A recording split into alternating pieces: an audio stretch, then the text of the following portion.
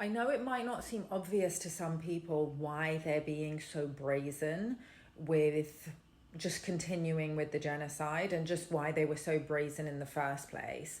Um, but even since Trump came into office, just brazenly saying, yes, we're going to own Gaza, we're going to make it the Riviera of the Middle East, we're going to starve people, we're going to blockade now.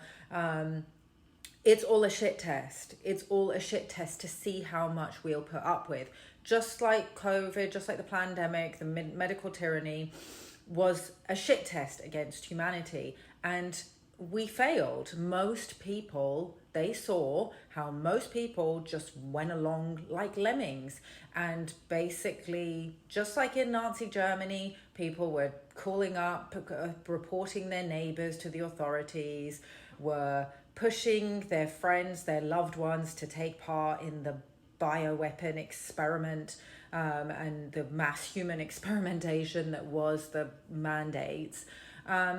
So they obviously, that one was at least a little bit more subtle. You know, they did at least make the pretense of it being about our safety. But once we showed that we weren't as awake as a lot of us thought that we were, they've now moved on to the next psyop, which is just like, let's just see if we can just openly commit a genocide, not hide the fact that we're committing the genocide. I mean, the lies are just so just obvious at this point. It's almost like they're just trying to see how much they can get away. I mean, there's two things, okay? Obviously, they are trying to start a World War Three, okay? The Gog and Magog war.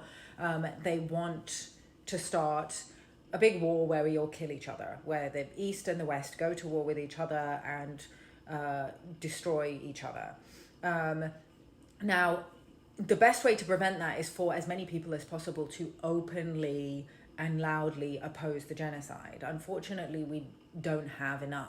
I mean, we do have a lot of people in Western countries who are loudly opposing the genocide, but unfortunately, we also have a lot of people loudly supporting it. And that is not going to do the West any favors, okay? For those people that have actually looked into the agenda and know what's happening, that's not going to do y'all any favors. I don't talk too much about it because I'm just like, well, these people are making their beds, they're going to have to lie in them. But, you know, and if they don't have enough of a conscience to just oppose genocide on the fact that it is a genocide and just want to be fascist, white supremacist, genocidal nutcases, then I actually don't care what happens to them. But I do care what happens to, because obviously if they're promoting this agenda, everybody in European countries, everybody in Western countries is going to hurt, okay? It's the same reason why they're, you know, with the whole cost of living crisis, it's the same Zionist bankers that have created this whole cycle of infinite debt through fractional reserve banking and usury, okay? So they're literally trying to cripple the West so that nobody has time or the attention span or the wherewithal or the extra resources to oppose them. But it is essential that we do, because otherwise, as I've said before so many times, Gaza is the testing ground for what they plan to do to everyone else, okay? So them brazenly committing this genocide against the people of Gaza specifically, okay, I know that there are genocides happening in other places, but Gaza is very important because it's the first ever live stream genocide, okay? It's the first ever that's been so openly committed, and it's also right in the center of where the center of the New World Order is going to be.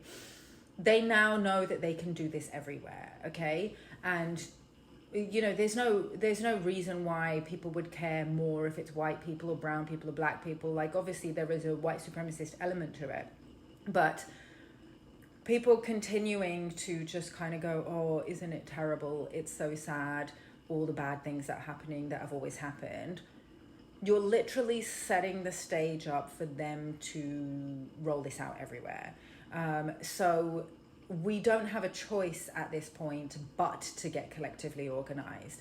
And I know that's difficult with, you know, everything that's happening with the cost of living crisis and all the other stuff. But that's literally what time it is. And if not now, when? Like, it's not going to get better. it's only going to get worse. So just pace yourselves, find the others, and figure out what you're here to do as part of this collective shift that we're going through, okay? Because we are going to need all hands on deck.